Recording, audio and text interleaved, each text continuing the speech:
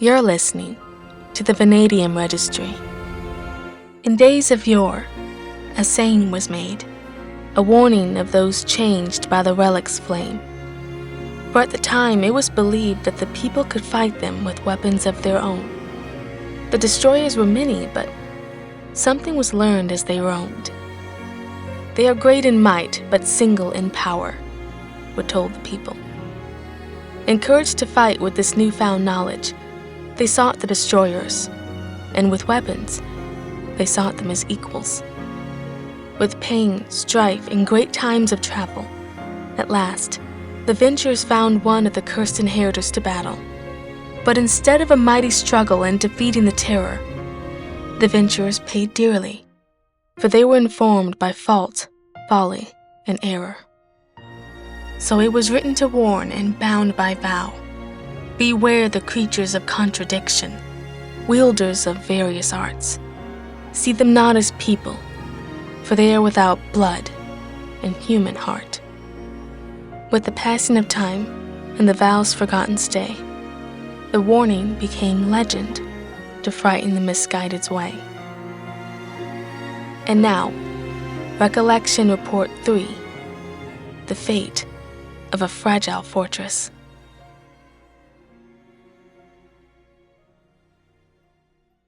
One of my opponents lunged towards me while smoothly spinning a flail at her side. Before she could close the distance between us, I countered, meeting her halfway. Our clash froze in the middle of the stage, neither allowing the other to advance. Our violent exchange continued until she suddenly crouched low to the floor and swung her weapon directly up at my face. But to her surprise, the spiked metal ball didn't strike my jaw, but passed through it. Instead of being stained by my blood, the silver ball was coated in the Colosseum's glowing light. I savored the expression on her face, before retaliating with a solid kick to the side of her head, cracking her helmet and sending her skidding off the Colosseum's floating stage. The crowd, unaware of my forge abilities, broke into a frenzied cheer. But their celebration quieted when one of my teammates was also eliminated, as an opponent rebounded their weapons off the grid-like barrier protecting the crowd, and struck my teammate's place on the stage, shattering the floor beneath them.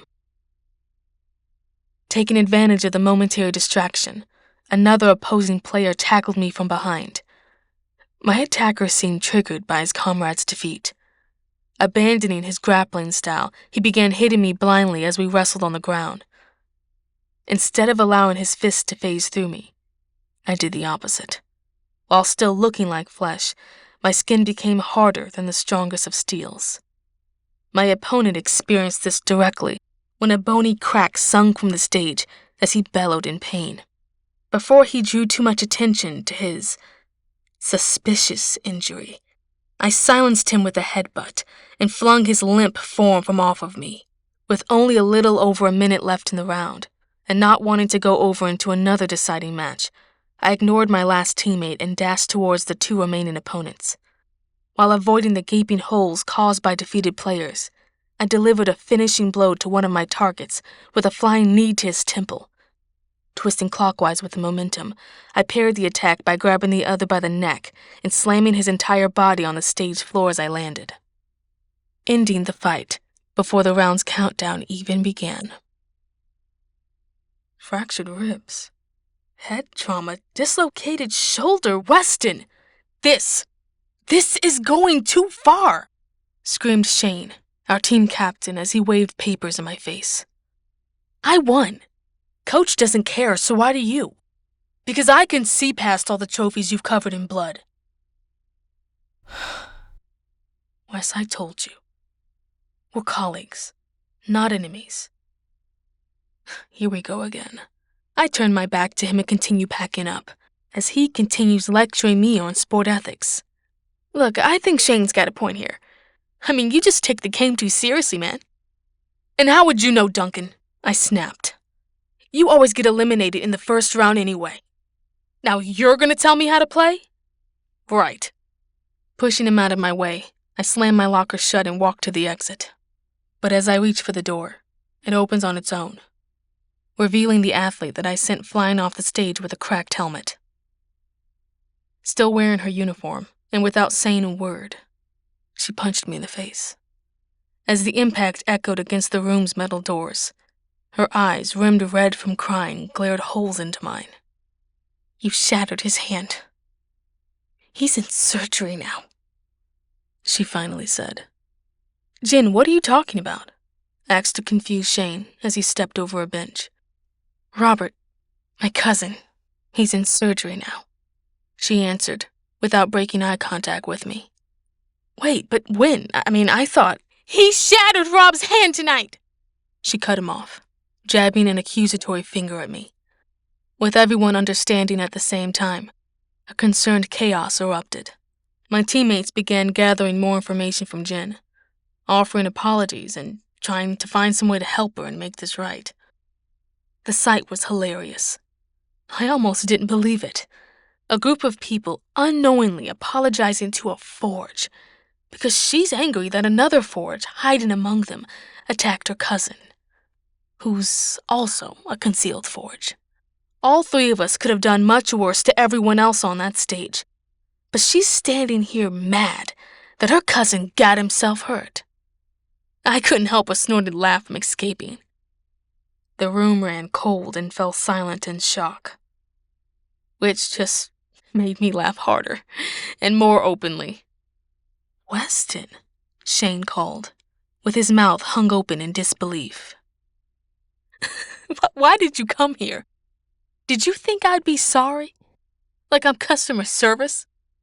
"Listen to me," I said, bending down so that we'd be on eye level. "I'm not sorry. I don't care what your little cousin has to go through now. I don't care if he can't compete ever again. We all go out on that stage to hurt each other. If he has to get put back together in surgery, then it wasn't because I was too rough. It was because he was too weak. Something you two have always been." "That's enough!" Shane interrupted, pulling me back at the shoulder. "No, you're not my coach!" I shouted, swinging my arm out of his hold. "You're not my mother!" I say at Duncan, who jumped in to break us up. "And since you," I say, turning my attention back to Jennifer, "care so much about your cousin, I'll send you to the ICU in the next match, so you can be with him." Shouldering past her, I forced the doors open, crashing them against their nearby walls and leaving an echoing slam behind me. Before leaving the facility, I saw an old man struggling to lift a metal box from a broken dolly. Before the man fell from its weight, I caught it and steadied him. "Easy there, old-timer. I got it. Thank you so much." Looking up, the elderly man smiled gently as he recognized me. "Why, you're the one who finished the match today, aren't you? I hear a lot about you." "Yeah, that's me. Where are you heading with this thing?" Just to my car. I thought I could make it. I may not look it, but I used to lift things 3 times as heavy when I was your age." "I believe you." As we walked to his truck, I listened to him talk about random things, and tried ignoring the box's sticky black dust and how it was beginning to make me feel dizzy. As we approached his car, the old man tripped and fell. Immediately, I went to help him get up. "Hey, what happened? You okay?" But instead of answering, when the man looked up, he blew a puff of black dust into my face, the same kind that was covering his box. "Why did you—" Suddenly, I doubled over in pain. My skin felt raw and on fire. It was as if several heated knives were digging into my flesh and causing my powers to go wild. My heart could barely keep up as my body flashed between phasing and solidifying. I passed through some of my surroundings while others caught me in place.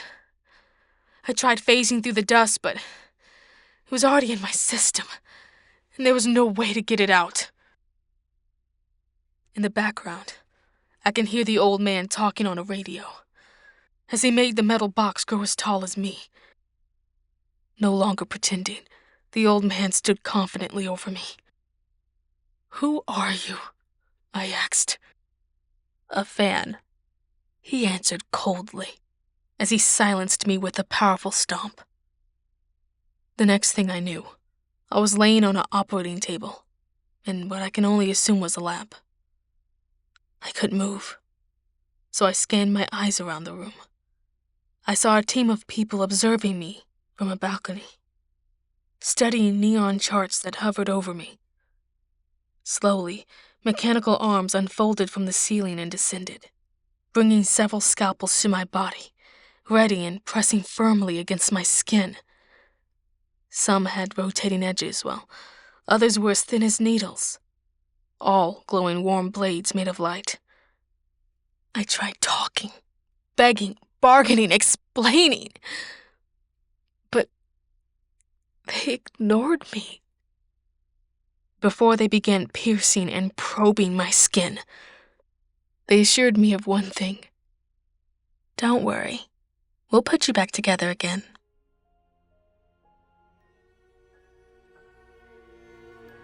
The Vanadium Registry is a Studio Imbe production.